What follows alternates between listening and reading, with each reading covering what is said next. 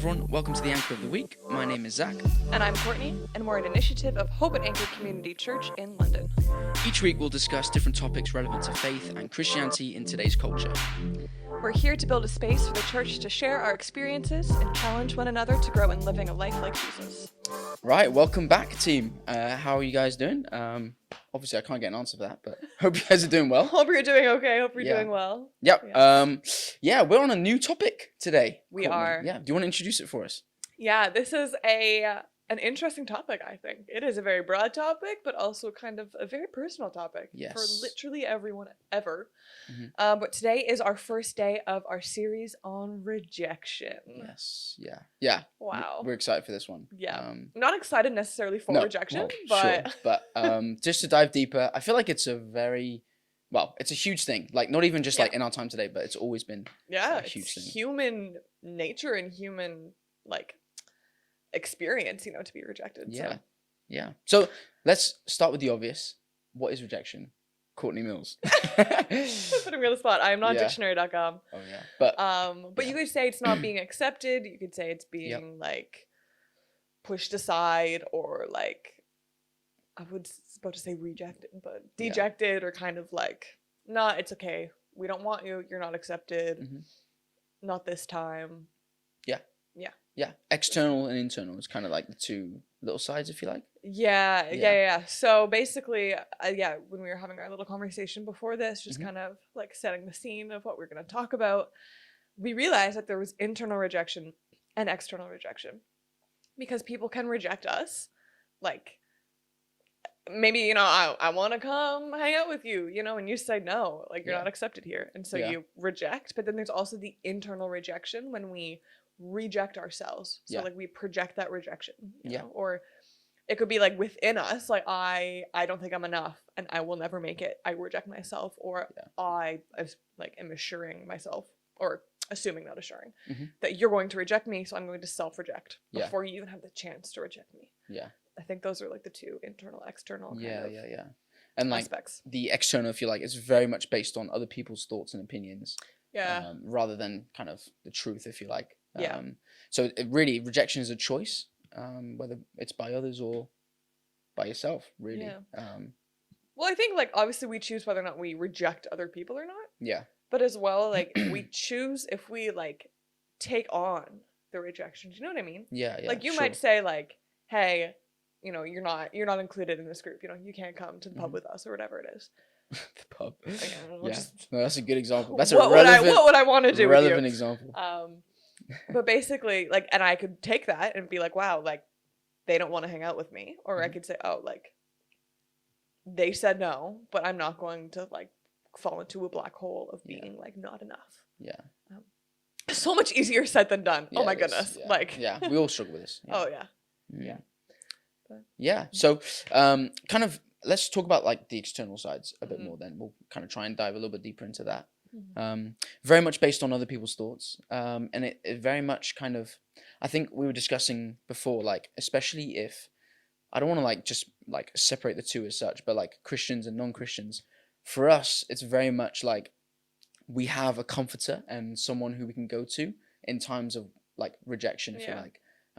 It must be so hard when you don't have that, though, especially when you put your identity and your worth and your value into things like kind of what you do. And let's say for like, I know we had that actor on that one episode on the streets.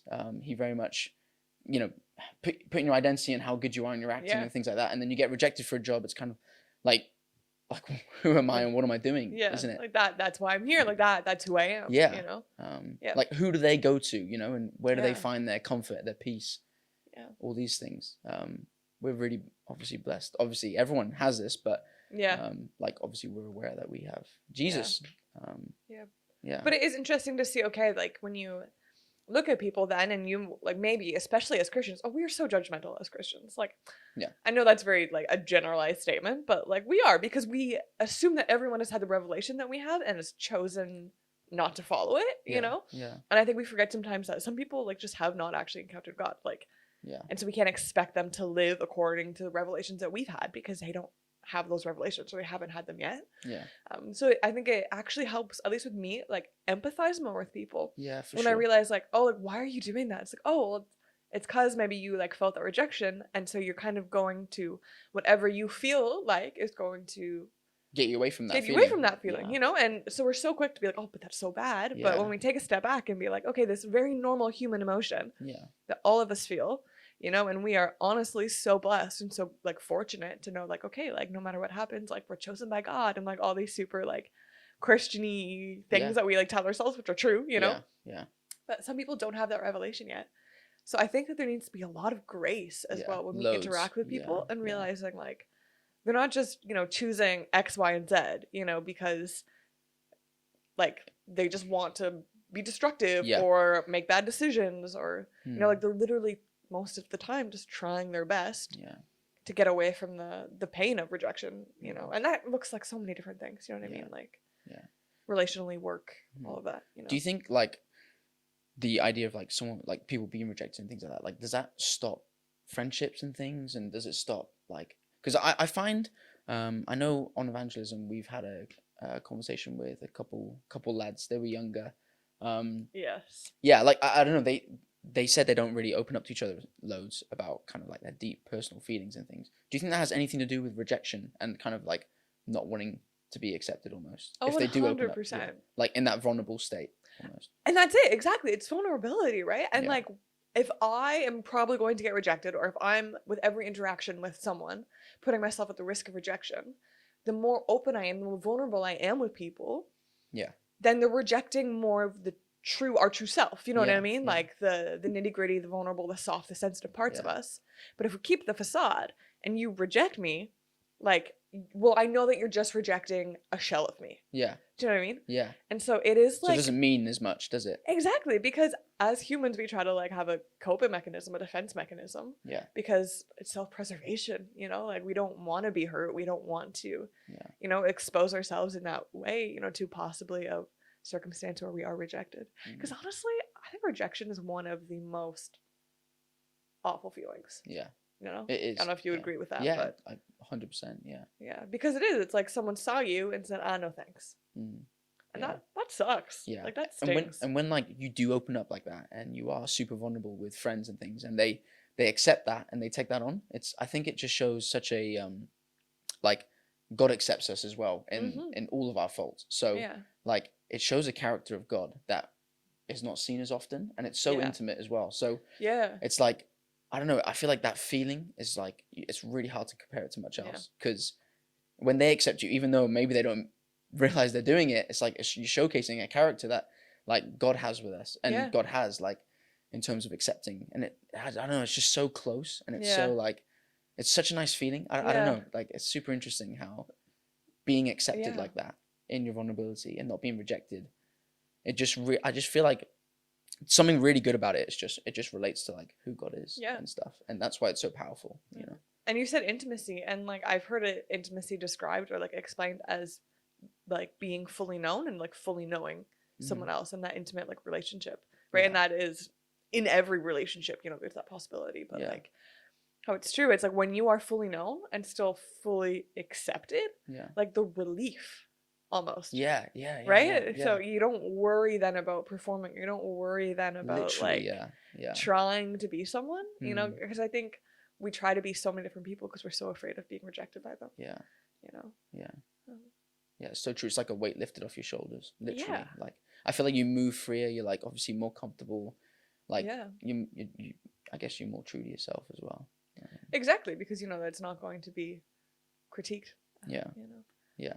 What about like taking responsibility then for our, like when we do get rejected? Obviously, like people putting their thoughts out, and then you're rejected from them. Yeah. Do you think, like, for example, I guess a practical example would be like, I didn't get a job or something. Maybe I didn't do enough for the job. I don't know whether it's prep for something or Yeah, prep for the interview. yeah. Or maybe you're just underqualified. Yeah. Like, whatever. Yeah. How much of it is like taking responsibility on our kind of ourselves, Yeah. and like, yeah, nothing really to do with the other party, if you like. yeah, well, I think a lot of times, like, if we live in rejection, we also live in kind of like a victim mindset, you know, like nothing is ever our fault. But I think in every aspect of our lives, we have to be willing to take responsibility for it. Yeah, sure. So, like, yeah, you got rejected from a job and you could take it as like, oh, I'm like, they don't want me, Mhm. like, I'm not good enough, I'm never gonna like get a job that I like. Yeah. But what if you like, you were late, you know, you didn't prep at all, you don't know Yeah, anything yeah. about the company, Yeah. like, It's good to like look at yourself first, just to see what have I done in this situation.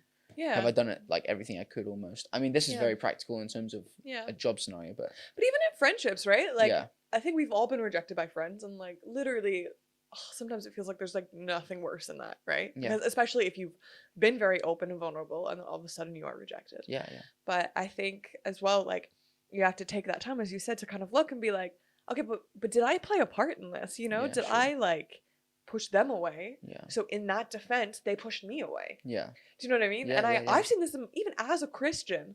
I see how this comes into my friendships, and I have some really good friendships, really like solid ones, really close ones. Mhm. And sometimes we have to be like, oh, like actually I had this conversation not very like super long ago, like definitely this year with like one of my closest friends, and I'm like, I'm rejecting you because I've already assumed that you've rejected me. yeah, Like, and I'm really sorry about that. Like, yeah, because I'm afraid of getting hurt, so I've just decided like, no, I'm gonna keep you at arm's length. You know? literally like what we were just saying. Yeah. Mm. Right? And it's like you don't always realize it's happening, but I think if we can realize it and then be like, oh, like maybe they're not just rejecting me, but I'm rejecting them, which is making them reject me, Yeah, because our like human default is that self-pres, you know, like that self-preservation. Like, yeah, yeah. so I don't know if you have anything No, to speak into that no, or it's like you nailed it.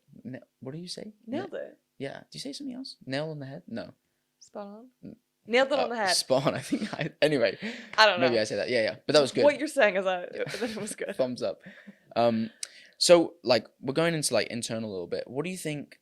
I know I mentioned this before in our chat as well. Like your thoughts on like rejection, like fueling like a comeback almost, like and being like the fuel to kind of I don't know like your next steps forward. Yeah. I feel like it's slightly dangerous to do that. It can be super unhealthy, but like, yeah, I don't know. What are your thoughts on that? Yeah. It's interesting that you say this because, again, like I do a magazine on the side, like with this. Yeah. And for one of the articles, I don't just shameless plugs. I was trying to keep this one a little bit more low key though. But I was interviewing a musician for an article for a recent issue. Mhm. And he was saying that like he takes people like thinking that he can't do it, so being rejected by people, you know, people like naysayers or whatever. Yeah. Haters, if you Sure. will.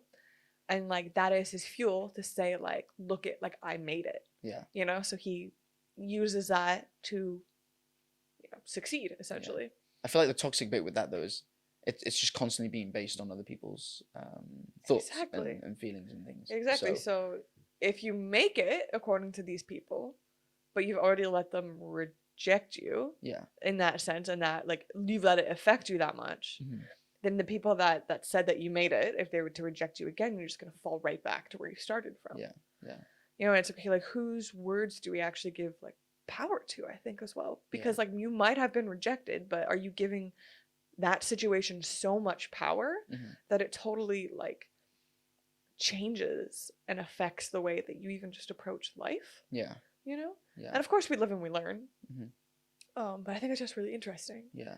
to see, okay, like how much weight are we giving things? Because do you think that it could be done in a way that's Well, yeah. healthy? Yeah. I mean, I think so, but yeah, like for example, in like a sport environment, like I love using that as like a Yes. way of like doing better or like succeeding or whatever. Like if someone says I can't do it, like that's just fuel for me. You know, Yeah. I know it's slightly different, but yeah, I've definitely been in situations where people have been put me down or whatever, and like that just like it's a fuel to the fire. But I also think like in my position, my worth was in the thing that I was doing, and yeah, I don't know when you put so much like I think I was just in the unhealthy mindset. I think there is a healthier mindset you can have with it, but I don't know. It's a fine line, you know. Yeah. Yeah. I wonder if, and again, this is not like the answer, but like when you're using it as like, okay, like I want to be then a better version of myself, like, Sure. Yeah. okay, I was rejected because I said didn't meet like a certain standard. Maybe it's kind of when you dabble in with the whole taking responsibility kind of a thing, like, okay, well, if I wasn't quote unquote good enough, how can I become better? Yeah.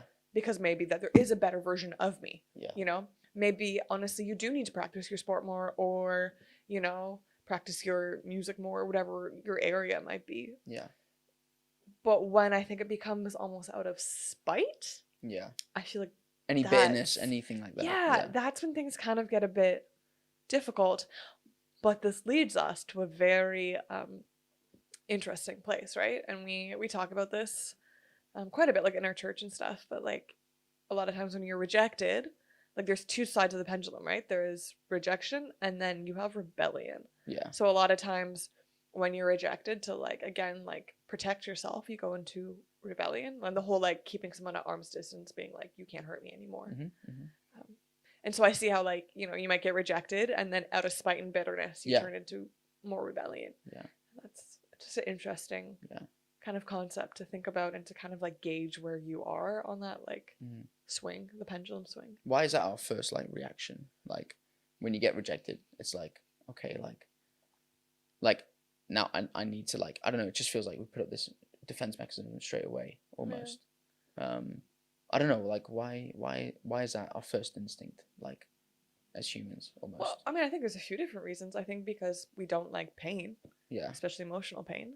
You know, like if we're adverse to physical pain, like no one wants to be in physical pain, but also no one wants to be in emotional pain. Yeah. So okay, like why did that hurt me, and how do I like not do that again? And I think we mostly do it subconsciously. Yeah. Wouldn't you say? Like I don't make a conscious effort to be like, oh, this hurt me in this way, so I'm gonna do this instead. Yeah. But it's like our bodies and our brains like know, like, okay, opening up to this person that way hurt you. Yeah. So just don't.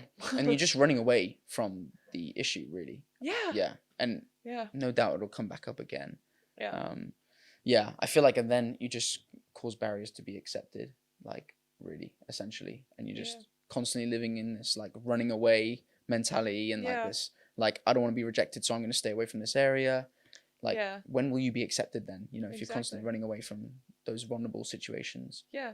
And I think like the more that you try to like prevent yourself from being rejected, you're also preventing yourself from the opportunity to be accepted. Yeah. Yeah. Right? And literally, like you're preventing the opportunity for connection. Yeah. Because I guess honestly we could call this a vulnerable, like not just rejection, but like vulnerability. Yeah. Because that's for sure. Yeah, definitely. Yeah, because I think it goes so hand in hand. Yeah. Do you think there's like a healthy rejection we can have? Like a healthy little knock to your ego? Yeah, kind of. Yeah. I mean, like, yeah. I maybe that's actually a good way of summing it up.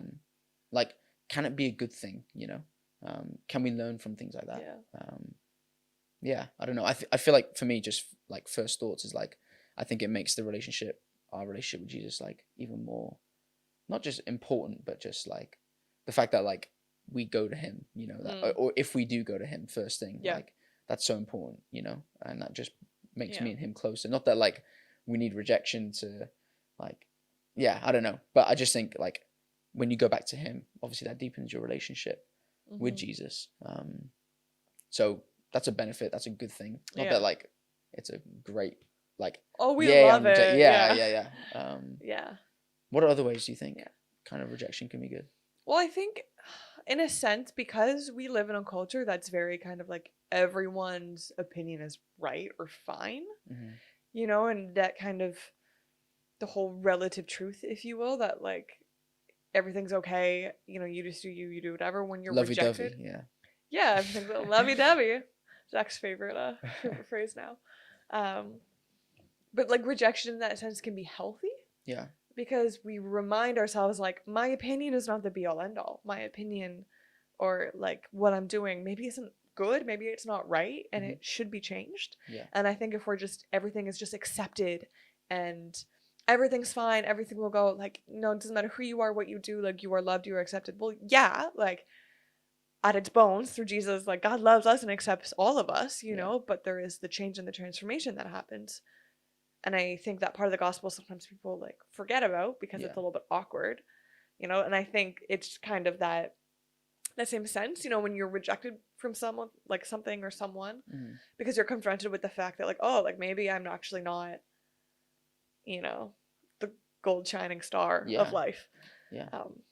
At least that's what I've seen in my life, because it kind of just confronts you with facts and truth, and maybe, you know, people are rejecting you because you're speaking the truth as well. Yeah. And also, like, if you're constantly just being accepted into things and, like, not being told no, like, we joke, like, it's like being, like, a spoiled single child. Not that all Yeah. single childs are spoiled, but, like, Yeah.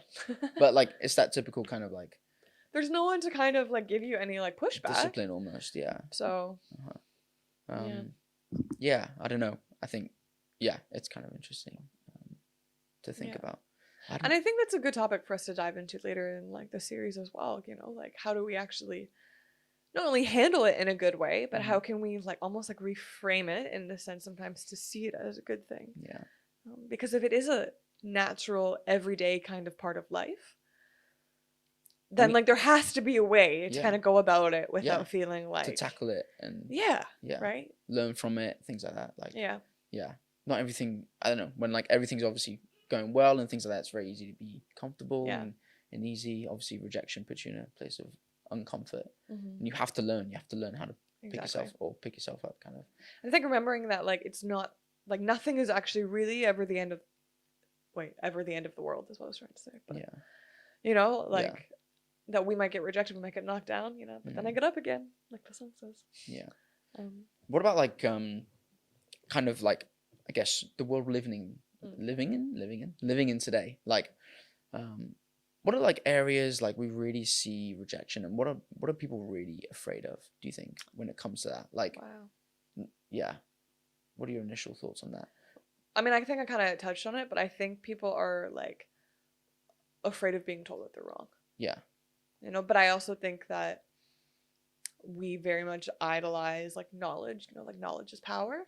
And it is true, like, we need to be educated, we need to be informed, you know, we need to, as we said, question things on, like, previous episodes. But I think that there's this fear of almost being seen as, like, uneducated or not knowing anything. And I think we kind of have lost, like, the thing where it's okay to be wrong about things. Yeah, sure. And because that is a form of rejection, right? When you say, like, actually, like, that is incorrect, Zach. I'm so sorry. You know? And, like, that hurts our ego, that hurts our pride. And it's, like, a type of rejection. And I think that's one of the main things that I see right now, especially in our global political, you know, economic climate that we're in right now. All these opinions, and everyone thinks that they're right. And if you tell them that maybe they're not right, that's bad news, you know? And so people rebel on the other side. And, like, touching on that, like, I also see, though, like, on the other side a little bit more, is, like, everyone's like, this is the way I am, like, and, like, I'm accepted no matter what, kind of thing. Yeah. Like, and it's, like, no one can tell me I'm not good enough, I'm not worth this, and, like, I can just go about my own ways, and this is great. Yeah. And, like, it's, like, for example, not that, like, trying to put them down at all, but, like, the people we met at the Freedom March, the group of ladies, like, they were very much, like, just dancing away, had their own jazzy gear on, like, just loving life. Yeah. I don't know. It's super interesting. Obviously, it's very personal, and I don't know the answers to kind of the areas that they feel rejected in. I wonder if, like, their actions at all stem from any rejection, kind of, like, in the past, or most people's do. Yeah. You know what I mean?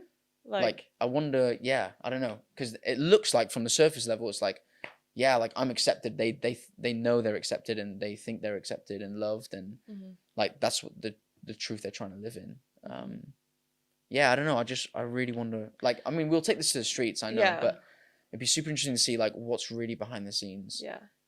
Do their actions come from rejection somewhere? But I think that's a great question that we can all ask ourselves. Like, do any of my actions actually stem from rejection? Am I acting out of my rejection? Yeah. Because, as I said, like, I think it's subconscious half the time, if not more of the time. You know, we don't just, like, switch it, like, oh, I'm going to then do this. Yeah.